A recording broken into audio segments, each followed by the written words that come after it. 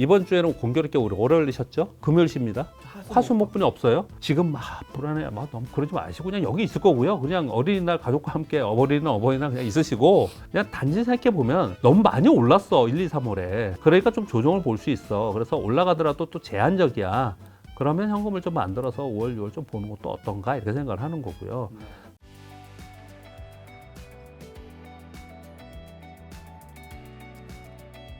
5월이 벌써 됐습니다. 1월부터 4월 초까지는 굉장히 강세였습니다. 그런데 워낙 가파르게 올라온 부분이 좀 있고 그리고 일부 쏠림 현상이 있었다라는 우려도 좀 있었고 그런 가운데 많이 올라오고 나서 보면은 이제 여러 가지 문제 또는 노이즈들이 좀 발생을 하죠. 근데 그런 것들이 지난주에 발생을 좀 했습니다. 주가 조작 얘기도 나오고 레버리지에 의한 문제다 이런 얘기도 나오고 있고 그런 걸 떠나서 주식 투자자 입장에서 그런 세세한 것들도 굉장히 중요하지만 시장에 심리적으로 위축되는 현상이 나타나고 그리고 유동성이 축소되는 면이 있습니다. 상대적으로 시장의 힘은 점차로 좀 약화되고 있는 그런 상황이라고 보시면 될 것 같습니다.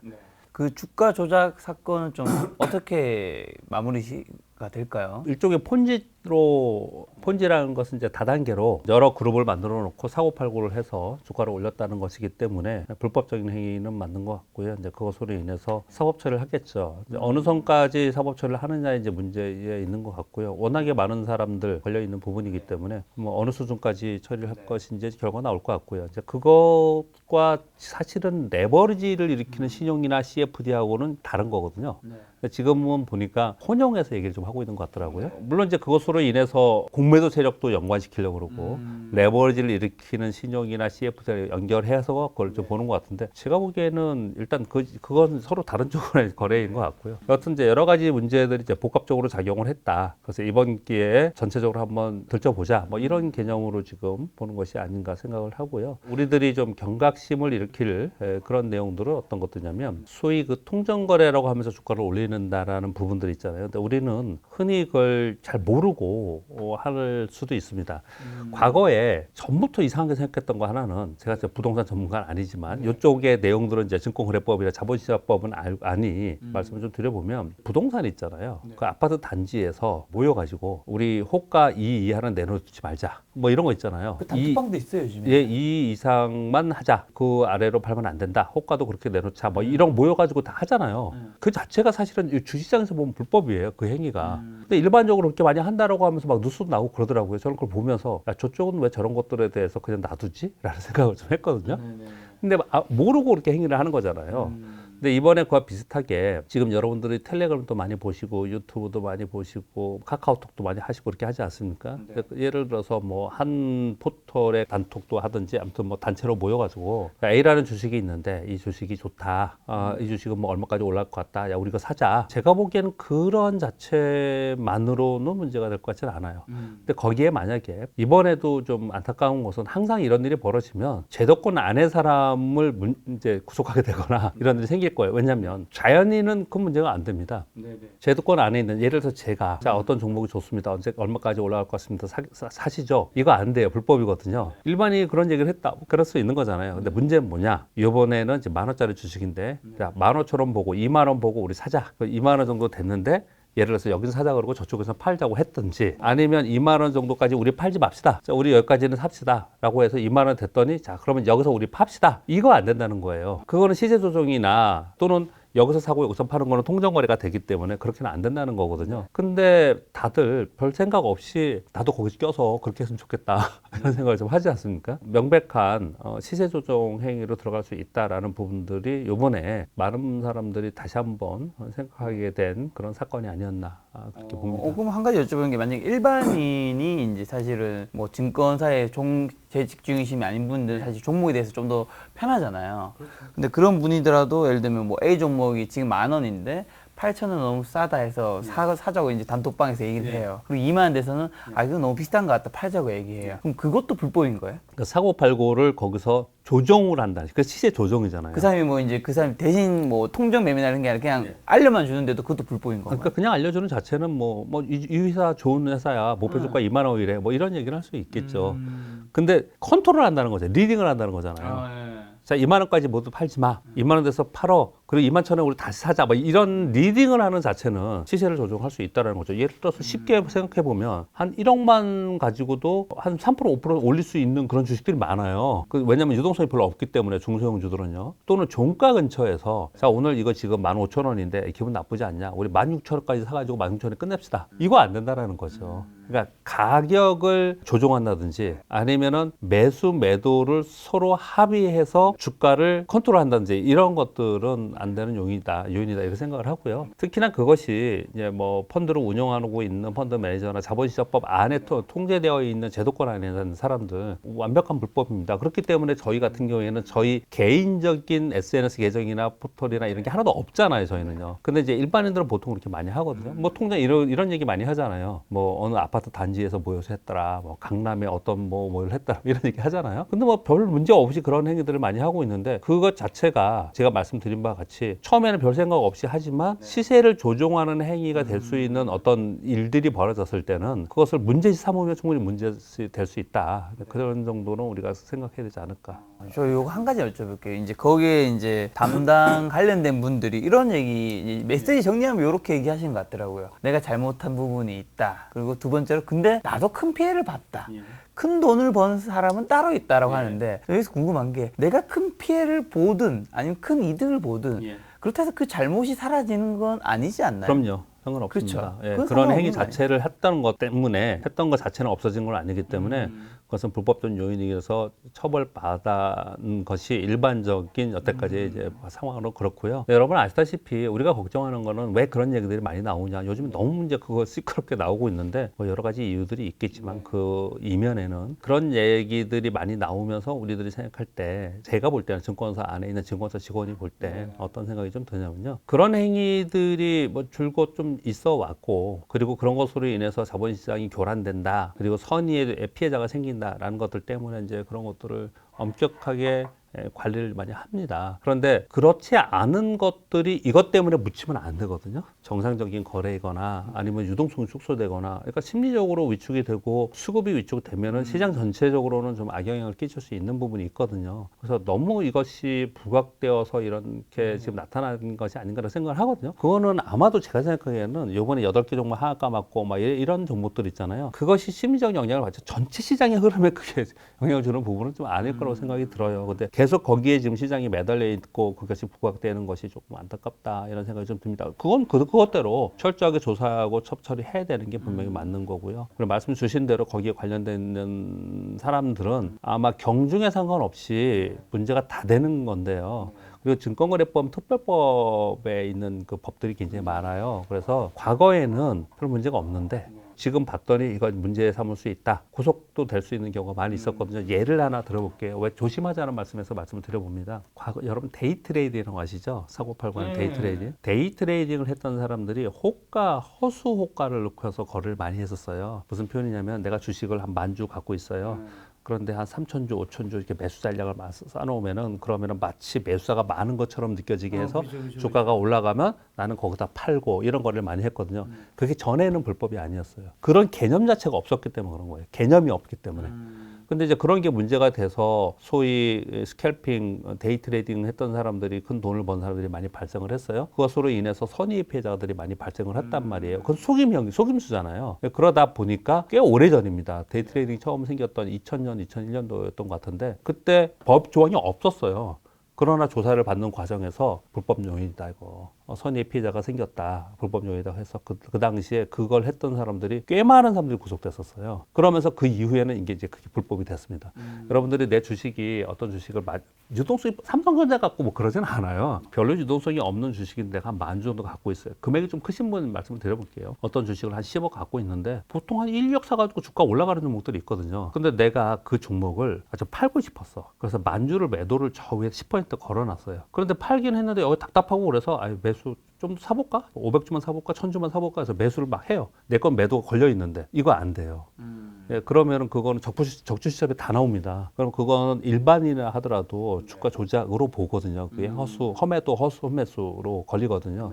근데 그런 것들을 쉽게 생각하거나 인지하지 못하면서 하는 행위들이 꽤 많이 있는데 이번에 있었던 것들도 그들은 물론 알고 있어요. 그래서 사법 처리를 받을 거라고 저는 생각이 드는데 우리가 일상에서도 그런 행위들을 그냥 쉽게 많이 한단 말이에요. 조심할 필요가 있다라고 생각합니다. 자, 그럼 이제 좀 지수로 와서 현재 한국이랑 미국 이제 주식시장 점검 한번 해주신다면. 네, 말씀드린 바와 같이 1월부터 3월까지 괜찮았습니다. 특히 우리 시장은 상대적으로 더 강했습니다. 코스닥은 뭐 30% 이상 올랐고요. 네. 굉장히 강했습니다. 그러면서 저는 이제 우리 이 방송에는 우리 김작가 TV에는 오랜만에 나왔는데 4개월 연속 상승하는 거 쉽지 않아요. 제가 코스닥 차트 한번 잠깐 보여드리고 말씀드릴게요. 일단 코스닥 먼저 말씀을 드려볼게요. 자, 차트 한번 볼게요. 네, 보시면 이게 꺾였어요. 이게 4월에 꺾인 거예요. 4월달 내내 제가 얘기를 한 게 뭐였냐면은 이게 1월, 2월, 3월, 4월 동안 올라온 거거든요. 연으로 볼 때 고점이 25%까지, 그러니까 최고점이 34%로 올랐어요. 그런데 과거에 보면요, 대세 상승을 하는 구간에서도 2015년도에 코스닥이 대세 상승을 했거든요. 그러면 1, 2, 3, 4, 5, 6개월 정도 올랐어요. 이 폭이 있고요. 그 다음에 1, 2, 3, 4개월 이렇게 크게 올라갈 때도, 그리고 팬데믹 이후에 시장이 대세 상승이었잖아요. 폭등했잖아요. 이때도 1, 2, 3, 4, 5 이렇게 오르고 조정 보이고 이랬단 말이에요. 근데 이게 지금 34%로 오르면서 4개월 연속 상승했는데 여기서 추가적으로 더 막 치고 갈 수 있느냐. 우리가 마치 그때 보면 그렇게 보이지만 그렇지 않다라는 거죠. 그래서 이제 제가 여러 방송에서 4월 중순 이후부터는 그러면은 좀 팔 종목은 팔고 포트폴리오 관리하고 어떤 종목은 굳이 내가 여기서 팔지 않아도 되는 종목도 있지만 어떤 종목들은 팔아도 뭐 다시 뭐 이 가격 근처에 살 수 있는 종목들, 제가 이 표현을 늘상 하는데 그런 종목이 있을 수 있다고요. 근데 그런 종목들은 좀 팔아서 현금을 좀 가지고 4월 말을 보고 5월을 넘어가도 이 근처에서 살 수 있지 않겠냐. 시장이 여기서 급하게 도망갈 수 있는 상황은 아니기 때문에 그렇게 표현을 드리는 거거든요. 지금도 역시 똑같이 그렇게 생각합니다. 왜 시장이 크게 도망가지 못하는 상황이냐. 그러면 다 팔고 떠나야 되느냐. 또 그렇지도 않아요. 그걸 이제 설명을 한번 드려볼게요. 일단 미국부터 말씀을 드려보겠습니다. 미국이 지금 우여곡절이 굉장히 많습니다. 미국의 GDP 성장이 1.1% 나왔죠. 지금 PMI 지표 안 좋죠. 거기다 PCE는 높게 나왔죠. 뭐 여러 가지 뭐 미국의 뭐 재정 상태에 지금 디폴트 간다. 온갖 지금 악재들도 있고, 그리고 향후 경기에 대한 우려가 가장 큰 악재예요. 그런데 그런 악재 속에서, 그리고 뭐 은행의 디폴트 얘기 나오고 막 그랬단 말이에요. 그런데 지금 다우존스 산업지수의 차트를 보고 있습니다. 이렇게 보시면 최근에 이게 주봉입니다. 1, 2, 3, 4 내려갔나요? 안 내려갔잖아요. 안 내려갔어요. 그리고 다우존스 산업지수는요, 이게 주봉인데 월봉을 보면요, 역사적 신고지수에서 많이 떨어진 것도 아니에요. 여기 보면요. 그 다음에 이제 우리 많이 보는 게 S&P 500 보잖아요. S&P 500은 고점부터 좀 떨어졌죠. 근데 최근에 보면은 얘도 1, 2, 3, 4, 5, 6주 동안 이러고 있는 거잖아요. 그리고 나스닥도 보면은 지금 얘는 더 오래 있었습니다. 1, 2, 3, 4, 5, 6. 여기서 계속 이러고 있는 거예요. 자, 왜 이럴까를 생각해 보는 겁니다. 온갖 악재들이 있고 향후 경기가 안 좋을 거고, 그리고 시스템 위기가 발생될 수도 있고, 뭐 리세션이 올 수도 있고 이런 얘기 많이 하잖아요. 근데 지수가 왜 여기서 그냥 이 흔들림에 크게 빠지지 않고 옆으로 가고 있느냐를 판단해 본다면, 지금 미국의 실적 시즌이에요. 지난주에도 미국의 지금 나스닥이 저점이 마이너스 2.27인데 종가 플러스 1.28로 끝났거든요. 그럼 4% 반등을 했잖아요. 뭐 때문에 반등을 했느냐? 빅테크들이 실적 발표를 했어요, 지난주에. 그러면서 시가총액이 높은 빅테크들이 실적 발표를 하면서 그들이 오르면서 지수를 끌어올린 거거든요. 실적 시즌에 있는데 컨센 대비 서프라이즈 또는 컨센 대비 높은 실적 발표하는 기업들이 많이 발생을 하면서 그 힘으로 인해서 시장이 버티고 있다. 첫 번째는 그거고요. 제가 표현을 버티고 있다 했습니다. 치고 올라가지 못하고 있는 거예요. 또 한 가지는 가장 중요한 것은 이번 주에 FOMC 회의가 있죠. 그렇죠. 이번 주 FOMC 회의에서 25bp 금리 인상 또는 동결 얘기를 하는데, 거의 뭐 90% 확률 지금 패드워치에서는 25bp 금리 인상을 얘기를 하고 있습니다. 이제 그건 기정사실화가 지금 되고 있는 거고요. 근데 여러분 생각해 보세요. 불과 한 달 전만 해도요. 한 달 전은 아니고 한 달 반 또는 3월 첫 주에 있잖아요. 미국의 3대 시장이 폭락한 적이 있었거든요. 이거 왜 그랬냐면 파월 의장이 50bp 금리 인상도 할 가능성이 있다. 뭐 이런 언급을 하면서 이렇게 폭락한 거예요. 근데 이제 지금은 50bp 물 건너 갔잖아요.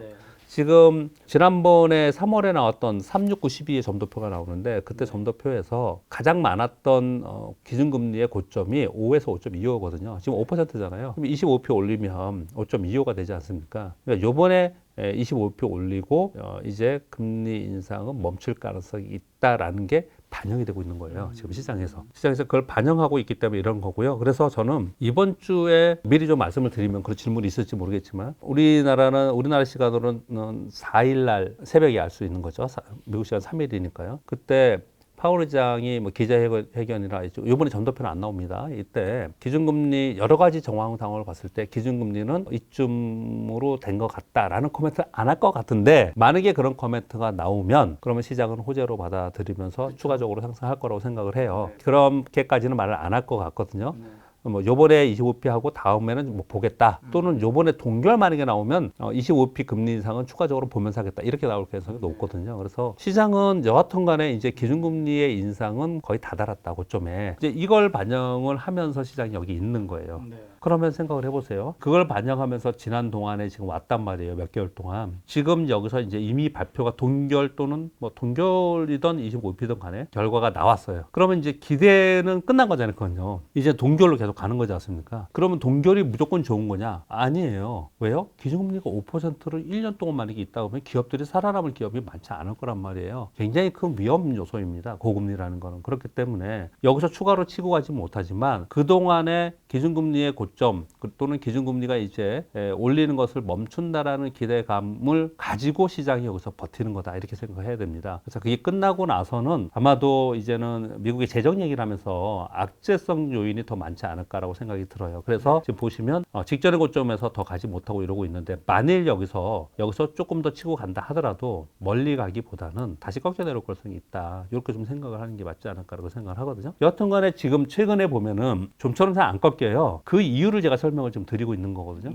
S&P 500과 나스닥과 다우존스 이렇게 말씀드렸어요. 얘들이 여기서 지금 안 꺾이고 있지 않습니까? 그러니까 우리나라도 똑같이 뭐 여러 가지 뭐 노이즈들이 발생을 하지만 그래도 똑같이 이렇게 있는 건데 먼저 코스피부터 말씀드릴게요.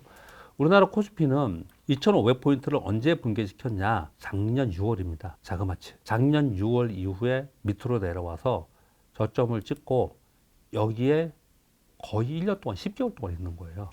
이 2,500포인트를 계속 못 돌파하고 있었습니다.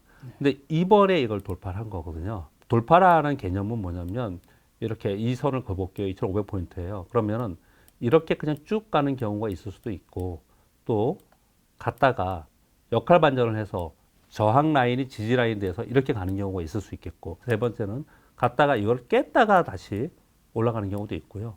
또는 돌파했다가 그 다음에 다시 가지 못하고 이런 경우가 있어요. 이 네 가지 경우가 있는데 1번 같은 경우가 여러분들이 예상할 수 있을까요, 지금? 이렇게는 대부분 다 생각 안 해요. 이건 뭐 전문가고 볼 전문가 안 해. 이렇게 생각하는 사람은 없어요. 그러면 2번, 3번, 4번이에요. 그러면 2번 같은 경우가 가장 해피한 케이스입니다, 지금요. 지금 잘 보시면 2,500을 넘어서 2,581까지 갔죠. 그 2,600포인트를 못 넘기고 요번에 저점은 2,465까지 또 떨어졌었어요. 여기 떨어졌다 다시 2,500포인트 넘어서잖아요. 이렇게 2번이나 3번처럼 생긴다니까요. 이런 유형이 나온다니까요. 그래서 올라갔다가 이 근처에 내려왔다 가든지 밑으로 갔다 가든지 다시 한번 여기를 가면은 시장은 완전히 심리가 바뀝니다. 왜냐하면 저점 확인하고 역할 반전하고 가는 거기 때문에 굉장히 좋은 케이스예요. 이렇게 되면은. 근데 이건 역시도 아마도 확률적으로 제가 여기에 만약에 100분이 계시는데 한번 손을 한번 들어보세요. 그러면은 이렇게 얘기하시는 분, 이거 2번으로 얘기하시는 분 그렇게 많지 않을 것 같아요. 2번이나 3번 경우가 한 40~50% 정도가 있고 또 나머지 반은 이렇게 생각하시는 분들이 굉장히 많아요. 네, 4번. 베어마켓 랠리 좋고 그래서 이제 여기서 꺾여 내려올 거다. 이걸 심하게 얘기하는 사람들은 어떻게까지 얘기하냐면 요거 꺾고 내려와서 직전의 저점도 깨고 내려가서 자, 이리로 이제 다시 갈 차례야. 그러니까 이걸로 보면 잘 안 갈 것 같죠, 여러분. 근데 이제 월봉을 보시면 자, 고점이 여기예요. 저점이 여기예요. 하단 부분에서 그냥 깔짝깔짝 된 거지 이게 많이 오른 게 아니에요, 사실은 또. 그러니까 이거는 하단에 있었으니까 이런 거잖아요. 주식이 막 오르다가 요만큼 조정 보이면 이렇게 더 가는 경우가 있고 내려가는 게 요만큼 반동 줬다 더 내려가 그러잖아요. 자, 막 내려가다 요만큼 반동 줬다 내려갈 거라고 얘기하는 사람이 많다는 거죠. 많은 유튜브를 여러분 보시지 않습니까? 그 얘기하시는 전문가들 중에 이렇게 얘기하는 분도 많아요. 근데 이거는 아까 보여드렸던 그 4번의 상황을 제가 말씀을 드리는 거거든요. 여러분들은 어떻게 생각하세요? 이 4번처럼 될 확률은 얼마큼 있을까? 지금의 시황에서는 이게 굉장히 중요합니다. 왜냐하면 투자 전략이 나와야 되기 때문에. 그래서 저는 경기 침체 우려가 있고 이런 부분들이 있기 때문에 장기적인 관점에서 시황을 보기에는 좀 어려운 부분이 있다라고 생각하고요. 지금 거래는 단기적인 관점에서 길게 본다 하더라도 분기별 거래를 해야지 나는 하반기에 2년 3년 들고 갈 거야. 이건 굉장히 어렵다라고 저는 생각합니다. 왜 그렇게 보냐? 만약에 이게 이렇게 꺾어 내려가서 진짜 약세론자를 얘기하는 이렇게 2200 깨고 내려가고 2000 깨고 내려가고 뭐 이런 현상이 나타나려면 이건 어떤 경우에 나타날까요? 이거는 경기 침체로 이런 일이 벌어지지 않습니다. 블랙스완이 와야 되네. 예, 이거는 위기, 소위 말하는 시스템 위기가 발생이 되는 거예요. 근데 시스템 위기의 가능성이 있다라고 얘기하는 근거를 세 가지 정도를 얘기합니다. 하나는 어떤 걸 얘기하냐면 지금 이제 미국의 은행이 있지 않습니까? 은행들이 지금 벌써 파산이 나기 시작했다는 거는 벌써 흔들리기 시작했다. 어젠가 며칠 전에 어디서 뭐 또 파산 위기에 들렸던 것 같은데요. 퍼스트 리퍼블릭이요. 이제 뭐 그 얘기하다가 지금 이제 JP 모건이 인수했잖아요. 그러면서 이제 그건 또 덮어졌습니다. 시장 영향을 안 줬어요. 그렇지만 그것으로 인해서 유동성 축소가 되고 그것으로 인해서 경기 침체가 되고 경기 침체로 인해서 결국은 시스템 위기로 갈 가능성이 높고 이제 그 밑에 있는 퍼스트 리퍼블릭이 미국의 뭐 수천 개 되는 은행 중에서 14위 은행이지 않습니까? 그러니까 그 밑에 있는 하위의 은행들은 부도나는 디폴트 되는 은행들이 많이 나타날 것이다 라고 얘기하는 게 하나가 있고요. 또는 미국의 지금 상업용 부동산이 공시율이 계속 늘어나고 있다 합니다. 미국의 상업용 부동산이 공시율이 늘어나는 이유는 여러 가지 이유가 있는데 그중에 당연히 금리가 올라갔고 고금리 상황이고 그리고 임대인이 별로 없어. 그런데다가 샌프란시스코 얘기를 많이 하는데 요즘에 왜냐하면 거기에 이제 빅테크들이 많았거든요. 메타나 이런 데들이요. 걔들이 빅테크들이 요즘 뭐 합니까? 감원하잖아요. 대규모 감원하잖아요. 그 사무실 당연히 비겠죠. 더 비겠죠. 그러니까 비는 것도 문제인데 뭘 사무실을 더 사겠어요? 더 임대를 하겠습니까? 그러니까 공시률이 많아진다는 거예요.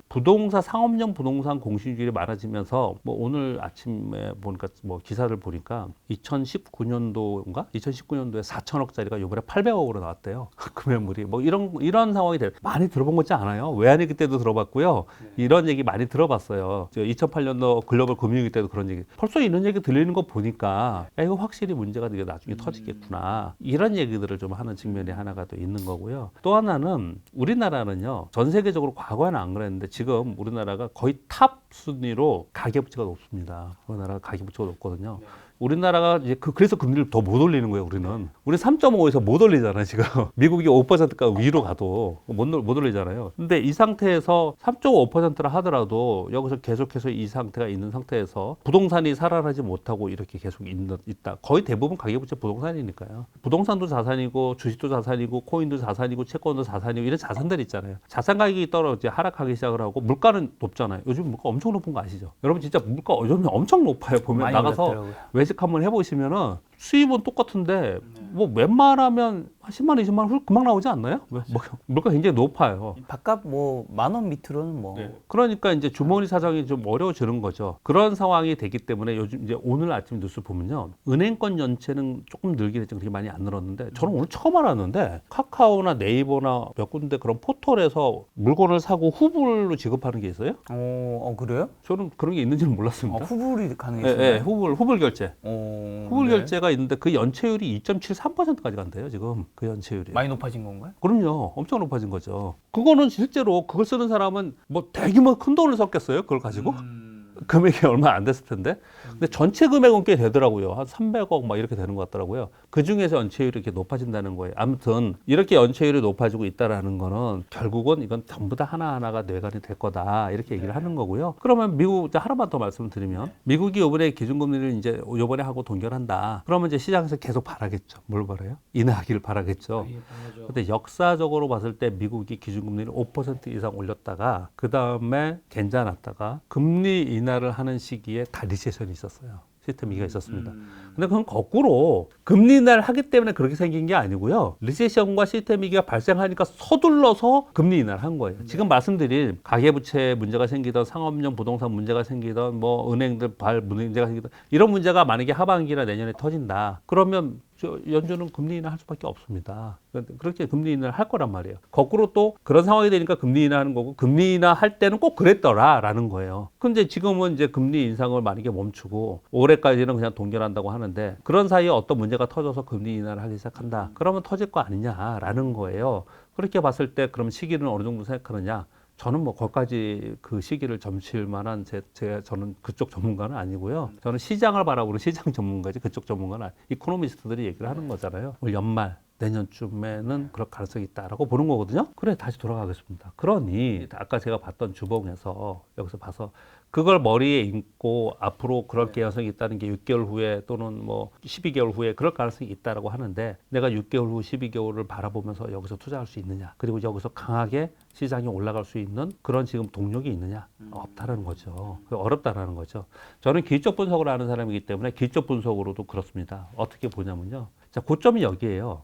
3,300입니다. 고점이 3,300이고 지금 밑에서 그냥 조금 이렇게 등락했다고 제 표현 드렸잖아요. 저점이 2,100 몇 포인트였죠? 이게 지금 2,134, 2,100이에요. 몇 포인트 빠졌습니까? 1,200포인트 빠진 거예요. 그렇죠. 반하면 600포인트죠. 1,100에서 600이면 2,700 아닙니까? 공교롭게 2,700이 1, 2, 3, 4개월 동안 1월 달에 폭락했다가 옆으로 있었던 라인이에요. 여길 주봉으로 보면요, 그 라인이 어디냐면 여기입니다. 여기 1월에 폭락했다 LG에너솔 수급 이거예요. 이거 2,700이 이거예요. 이걸 넘길 수 있겠냐는 거예요. 이거 못 넘길 거다라는 거예요. 만약에 요번에 혹시 다시 한번 힘을 받아서 연준이 좀 도와주고 금리 동결한다고 하고 지금 기업들의 실적이 예상보다 좀 좋게 나왔거나 아니면은 뭐 삼성전자가 좀 움직여준다면, 삼성전자가 차트 한번 볼 거야. 아까 제가 잠깐 띄웠는데 이거 삼성전자 우리 비슷하게 생겼죠 지금. 코스피랑 지금 비슷하게 생겼잖아요. 아까 코스피 2,700원, 삼성전자가 여기에 7만 원. 그래 보면 그렇잖아요. 이 고점은 생각도 안 하는 거고 지금 일단 여기를 향해서 이렇게 가잖아요. 삼성전자는 개별 종목이니까 7만 원이나 7만 원 위로 올라서지 않습니까 이게? 그러면 우리 코스피 지수는 2,600포인트를 넘어서 2,700, 요 2,650포인트 근처에 도달할 가능성은 저는 있다고 생각합니다. 그럴 가능성은 있는데 이 이상은 좀 어렵지 않겠냐라고 보는 거거든요. 그러니까 이로 올라가면 올라갈수록 이건 더 사야 되는 상황은 아니에요. 또는 장기적으로 사야 되는 상황은 아니라는 거죠. 그래서 위로는 여기가 한계가 있는 거고요. 아래로는요. 이게 지금 이게 역 헤드앤숄더에 정확하게 그러진 않았는데 헤드앤숄더가 뭔지 알죠? 이걸 헤드앤숄더로 하잖아요. 하나 더 그려야죠. 여기 내려와서 이렇게 하나 더 그려요. 이거 헤드 왼쪽 어깨, 머리, 오른쪽 어깨. 반대로 역 헤드앤숄더는 내려왔다가 저점을 찍고 오른쪽에 요 라인보다 높은 데서 꺾고 올라가는 걸 얘기하거든요. 이러면 이제 이거는 주봉상의 헤드앤숄더는 잘 맞습니다. 여러분 되게 잘 맞아요. 정확하지는 않았지만 보세요. 여기서 왼쪽이 있고요. 머리가 있고요. 오른쪽이 있는데 이게 요거보다 높았으면 거의 확실해요. 근데 지금 낮았잖아요, 이건요. 여튼 간에 비슷한 걸 만들었어요. 그리고 꺾고 올라가기 때문에 분위기가 달라진 거예요. 이런 상황에서 저점 형성에 대한 어느 정도 생각을 가졌단 말이에요. 그런데 이걸 깨고서 내려가자? 이거는 진짜 위기가 발생이 돼야지 되지. 경기 침체가 될 거야, 경기가 둔화될 거야, 이런 재료 가지고는 여기 안 빠진다는 거죠. 결국은 어떤 일이 벌어질까요? 시장은 단기적으로는 여기 있을 거고, 더 단기적으로 이번 주만 말씀을 드리면 이번 주에는 공교롭게 우리 월요일 쉬었죠? 그렇죠. 금요일 금요일입니다. 화수목분이 없어요. 이게 움직이겠습니까 시장이? 여기 있을 거예요. 그냥 여기 있을 거예요. 그러니까 개별 종목만 지금 보시면 오르는 종목들 내리는 종목들에서 뭐 저걸 볼까요? 잠깐만 여기서 오늘 강세 섹터를 잠깐 보면은 보시면 히토류 이런 거 우리 잘 압니까? 뭐 이름도 처음 들어보는 거. 세노텍, 티플렉스 이런 거 알아요? 유니온 머티 이런 거 모르지 않습니까? 이런 거. 그리고 2차 전지도 되게 웃기는 게 우리가 흔히 아는 2차 전지가 아니에요. 이지, 아모그린텍, 파워넷, 뭐 CIS는 알고 코인테크 뭐 이런 겁니다. 여기 보시면 뭐 모더나 관련주, 소마젠 이런 거 아십니까? 이런 거? 엔투텍, 뭐 비철금속 왜 이러냐? 시장이 주도하는 우리가 흔히 알고 있는 대형주가 올라갈 수 있는 장도 아니고 걔들이 많이 빠지도 않고 시장이 여기 있으니까 그냥 얘네들만 움직이는 겁니다. 그냥 지금 이제 그런 이제 상황에 지금 처해 있는 거예요. 그러니까 단기적으로는 여기 있을 거다 그냥 생각하시면 되고 지금 막 불안해 막 너무 그러지 마시고 그냥 여기 있을 거고요. 그냥 어린이날 가족과 함께 어버이날 그냥 있으시고 여기 그 다음에 이제 이거 연준 끝나고 나서는 위가 있냐 아래가 있냐는 이번에 판가름 하는 거예요. 근데 위가 만약에 위로 만약에 간다 그러면은 그냥 진짜 이유 없이 오른 종목들도 있고 남들 올라가니까 따라 올라가는 거 있고 이런 거 있잖아요. 나 그러면 현금을 뭐 30%나 50% 조금 마음 편히 좀 두고 있자라는 게 마음 좀 편한 거고. 세린메이 이런 얘기를 하는 게 아니고 지금 상황이 세린메이가 정확하게 맞는 게 아니에요. 만약에 세린메이를 하면은요, 미국은 세린메이란 말도 있지만 서머레이란 말도 있습니다. 그럼 생각해 보세요. 5월에 팔아서 10월에 다시 돌아오려면 서머레일이라고 먹지 말라고요? 서머레일 우리나라 서머레일가 없어요. 미국은 원래 서머레일이란 말이 여름장이 있기 때문에 그렇거든요. 여름에 저항이 있다는 건 여름에도 한번 좋은 현상이 나타나기 때문에 그렇거든요. 근데 결국은 5월에 떠나는 세린 메이 때문에 그런 뭐 확률적으로 과거에 그렇으니까 이번에 그렇다는 건 아니고요. 그냥 단지 생각해 보면 너무 많이 올랐어 1, 2, 3월에. 그러니까 좀 조정을 볼 수 있어. 그래서 올라가더라도 또 제한적이야. 그러면 현금을 좀 만들어서 5월, 6월 좀 보는 것도 어떤가 이렇게 생각을 하는 거고요. 내려갈 일도 크게 많지 않다라는 거죠. 그러니 시장은 아마도 고점은 저는 개인적으로는 2650 위쪽으로는 아래로는 직전의 저점이 2350이었거든요. 뭐 조금 아래 2300이든지 이 안에 그냥 있을 가능성이 굉장히 높은데 이 안에서 사실은 생각보다 오래 있을 수도 있습니다. 그걸 한번 또 말씀드려볼까요? 우리나라 코스피의 월봉 너무 시황을 오랫동안 말씀드리는데 우리나라 시장이 참 투자하기 어렵다고 표현하는 이유가 있어요. 왜 그러냐면은 뭐 너무 오랫동안 이거 오랜 차트인데 뭐 과거 1993년부터 차트인데요. 뭐 이렇게 폭락했다가 올라왔다가 폭락했다 올랐다 이런 경우가 있었습니다. 근데 이렇게 대세 상승 갔다가 팍 폭락하고 원위치 했다가 막 이렇게 한동안 행보하다가 또 올라왔다가 내려왔다가 그러다가 또 폭등했다가 한동안 내려왔다가 한동안 옆으로 가 이런 식의 움직임을 보여요. 이렇게 등락이. 근데 지금은 이만큼 내려왔잖아요. 이만큼 다 내려온 상황이잖아요. 그러니까 여기서 바로 올라가는 과거에 우리 경험을 보면 그렇잖아요. 근데 이게 지금 우리가 지금 생각하지 못한단 말이에요. 이런 일이 될 때까지는 즉 이만큼 빠졌으면서 이만큼 올라가는 이게 지금 올해 될 것 같아요? 올해 그럴 생각은 사람 없잖아요. 내년에는요. 만약에 내년에 그 생각 안 한다. 그러면 내년까지는 여기까지 내려와서 이거보다는 여기 있을 가능성이 훨씬 높다라는 거예요. 그래서 코스닥이 뜬 겁니다. 그래서 코스닥이 올해 이렇게 가파르게 뜬 거예요. 왜냐하면 하나 더 말씀드릴게요. 우리 코스피가 2015년도에 차트를 한번 보여드릴게요. 이게 코스피가 박스권으로 박스피에 들어갔을 때예요. 2015년도에 박스권 안에서 요만큼 움직였거든요. 여기 잘 보세요. 이게 코스피입니다. 그리고 코스닥은요, 2015년도에 같은 날짜에 이렇게 있다가 2015년도에 대세 상승을 했어요. 이때 여러분들 아시는 화장품, 게임, 제약바이오 10배씩 장이었어요, 이게 2015년도에 코스닥에 큰 장이 한번 있었거든요. 잘 보시면 우리 지금 코스피가 지금 옆으로 있잖아요, 이렇게 지금. 여기 옆으로 있는 상황이잖아요. 이 박스권 안에서. 그런데 코스닥은 아니란 말이에요. 상대적으로 코스피가 박스권으로 오래 있으면 있을수록 상대적으로 코스닥이 오를 거예요. 그러면서 이번에 어쩌면 픽을 한 거예요. 2차 전지를 픽을 한 거예요. 그러니까 픽을 하게 된다고요. 예전에 제약바이오가 10배 가고 뭐 화장품이 10배 가고 그랬듯이 이번에는 2차 전지가 거기에 선택돼서 간 거예요, 이게요. 근데 이게 여기서 끝나느냐? 그렇게 생각하지는 않아요. 왜냐하면 상대적으로 강하기 때문에 이 코스닥은 어쩌면 이번에 조정 보이고 추가적으로 또 오를 가능성이 상당히 있습니다. 그래서 저는 어떻게 생각하냐면 지수를 바라보고 거래를 할 때는 아주 장기 투자하는 사람들이야 모르겠지만 당분간 지수 플레이는 좀 안 하는 게 맞지 않겠냐 이렇게 생각을 좀 하고 있고요. 지수가 하락하면서 급락을 하면 종목도 없어요. 그런데 그렇지 않다면 코스피가 박스권에만 있다면 우리 이 코스닥은 상대적으로 강하면서 종목 장세는 계속 이어질 가능성이 높다. 테마 장세 이런 이어질 가능성이 높다. 이렇게 생각하시면서 그러면 어떤 전략이 나옵니까? 너무 길게 말씀드렸습니다. 죄송한데 장기로 가져가기는 힘들다. 지금 상황에서는.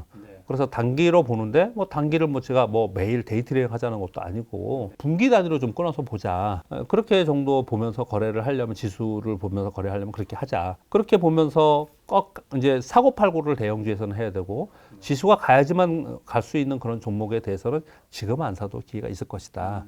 그렇게 생각을 하는 거고 그런데 개별 종목은 다르다.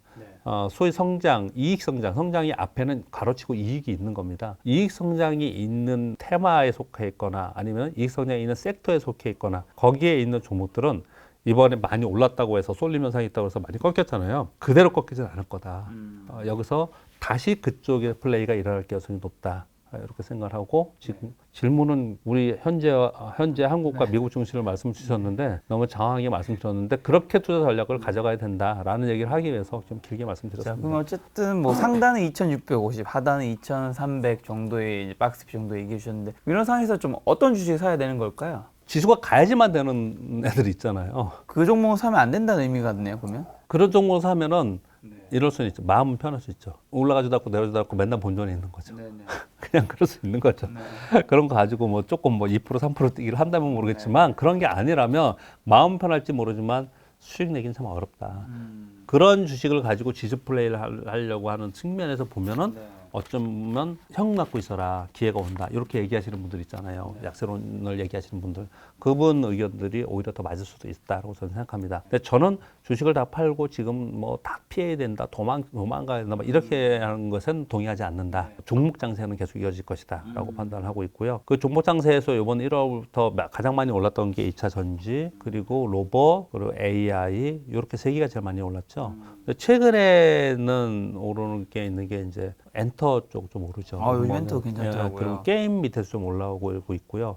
그리고 원래 기대했던 건 저런 데를 기대했었어요. 중국 리오프닝. 맞아요. 예, 거기에 대한 관련주 기대했는데 중국하고 우리 정치적인 문제가 좀 발생이 됐잖아요. 그러면서 야 이거 옛날 사드처럼 이거 큰일 났다. 그래서 막 떨어지고 막 그랬잖아요. 물론 이건 모르겠습니다. 정치적인 거니까 제가 뭐 감히 말씀드릴 수 있는 부분은 아닌데 그쪽에 있는 종목에 대한 기대감은 여전히 갖고 있는 것 같아요. 예를 들어서 하나 말씀을 드리면은 이번에 4월 30일 날 중국의 공산당 정치국회의라는 게 있었어요. 근데 시진핑이 직접 주재했습니다. 왜 주재했냐면은 요번에 리오프닝 했잖아요. 리오프닝 했는데 중국의 경기가 빨리 회복되지 않아요. 여러분 중국의 경기가 회복됐다는 말 안 하잖아요 지금요. 우리가 체감적 우리만 못 느낄지 모르겠지만 저기 월가나 유럽에서는 중국에 투자 많이 합니다 지금. 근데 우리는 별로 못 느끼잖아요 걸려.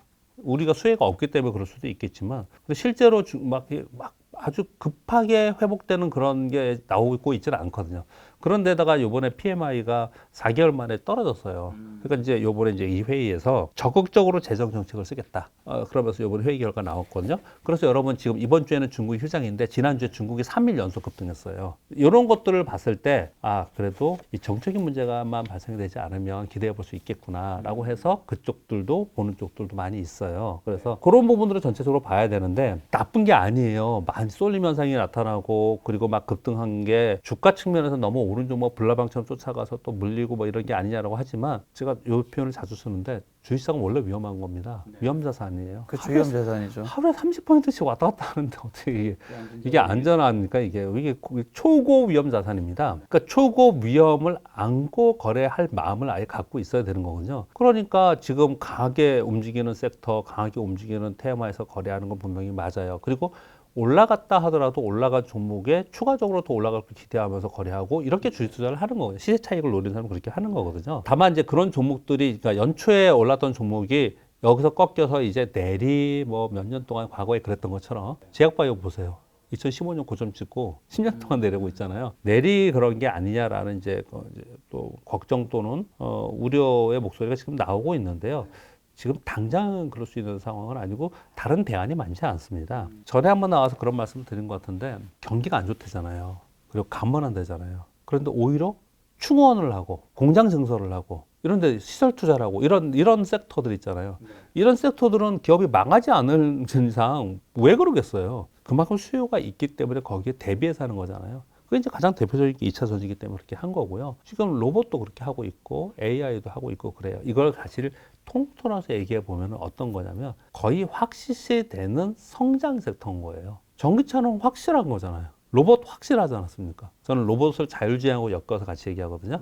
그래서 자율주행 전기차라는 것은 사람이 안 하고 운전을 안 하고 뭐가 하는 거예요? 기계가. 그게 로봇이라고 저는 생각하거든요. 로봇과 AI는 거기에 다 묻혀 있다고 저는 생각을 해요. 그래서 자율주행 전기차 범주 내에 로봇과 AI와 뭐 배터리, 전기차, 뭐 자율주행, ADAS 이게 다 들어있는 거거든요. 이런 것들은 확실한 거지 않습니까? 그러니까 확실한 섹터의 성장 섹터에 있는 것들 중에서 뭔지 잘 모르겠다. 그러면 탑픽을 하는 방법이 있고요. 또 하나는 그 기업들 중에서 자기가 아는 기업들이 있을 수 있습니다. 얘는 별로 알려져 있지 않거나 사람들이 잘 모르거나 또는 일단 페이퍼가 별로 없어가지고 정보가 별로 없는데 내가 알기로는 그 회사가 재정 상태 또 탄탄하고 그리고 이익도 계속해서 늘고 있다. 그런 것들을 본인이 알거나 아니면 이렇게 검색하면서 봤을 때 그런 걸 발굴했을 수도 있어요. 그런 종목에 대해서는 저는 굳이 여기서 내가 그런 종목까지 다 팔아야 되느냐? 저는 생각하지 않습니다. 그런 개별 이슈가 있거나 개별 이익 성장이 있는 쪽에서는 거래를 계속 해야 되지 않을까라고 생각을 좀 하고 있습니다.